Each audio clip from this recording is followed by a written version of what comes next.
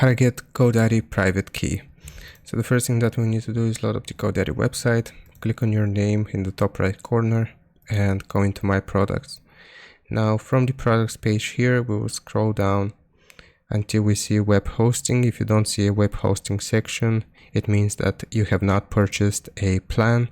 So you need to have web hosting here and just click on manage.